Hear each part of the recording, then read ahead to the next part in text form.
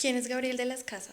Gabriel de las Casas es un periodista, amante de la radio, que le encantan los medios, que le gusta pasarla bien, ser divertido, amante del fútbol, pero sobre todo es una persona que se goza mucho su trabajo y se goza mucho su familia.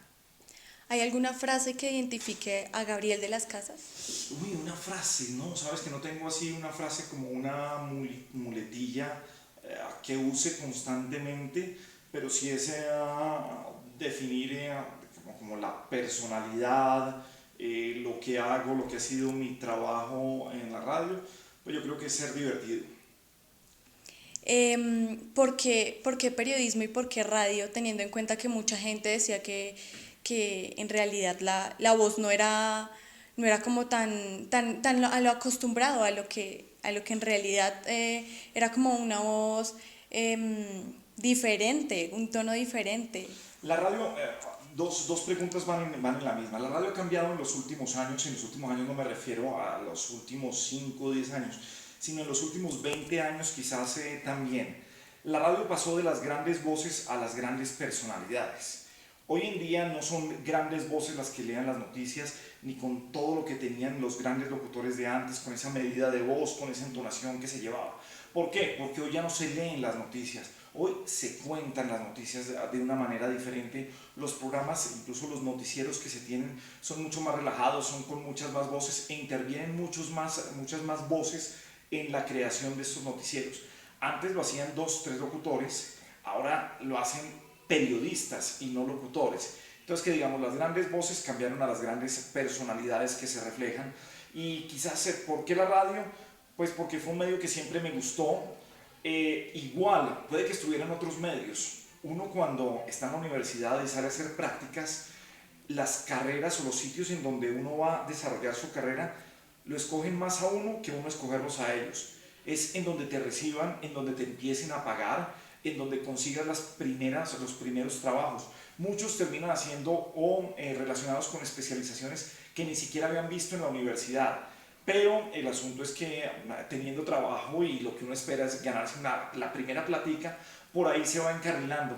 Ya llegan otros momentos en los que uno trata de escoger. A mí me gustaría más esto que lo otro. Siempre me ha gustado más la radio y por eso traté de buscar las prácticas en radio y hacerlo por ahí.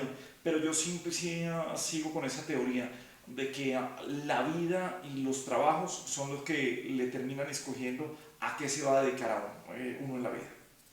¿Hay algún personaje que admires? Admirar en radio muchísimos. Creo que hay grandes padres de la radio. Uno es Yamid Amat, otro es Hernán Peláez y otro es Julio Sánchez Cristo. Creo que son tres personalidades gigantes. Uno, Yamid Amat, que revolucionó la radio, hizo la radio moderna.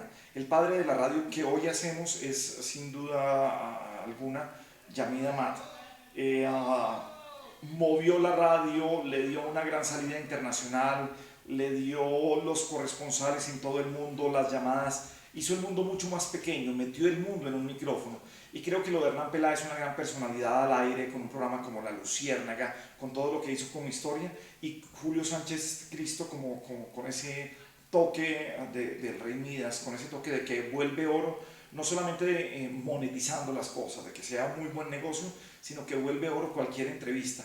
Sabe hacer una gran entrevista desde el presidente Obama hasta un oyente, una secretaria, un mendigo, alguien que lo llama o que se le aparece en el camino. ¿Tienes alguna anécdota que recuerdes, algo que te haya marcado en este camino, en tu vida profesional? Hay varias, generalmente los programas en los que he trabajado han tenido que ver con la música, con el humor, con el periodismo. Y generalmente este tipo de programas, sobre todo cuando hay humor, cuando es La Luciérnaga, cuando es Voz Populi, cuando trabajaba en los programas de la mañana en Radioactiva, en 88.9, pues se trata de que todo sea anécdotas, de que todo sea divertido, de mamarle gallo a la gente, de mamarnos gallo entre nosotros. Entonces las anécdotas, digamos que se le vuelven a uno como el día normal de las tomadoras del pelo. Pero anécdota así grande o graciosa no lo tomaría más por lo graciosa, sino por haber tenido la oportunidad de compartir con grandes locutores, periodistas también, como Juan Harvey Caicedo, que recientemente se conmemoraron 10 años de su muerte, haber conocido a Otto Greiffenstein, grandes voces, y que han desaparecido, como bien lo decías tú, esas grandes voces de la radio, pasando a los periodistas o pasando a más a gente normal que no impostara las voces.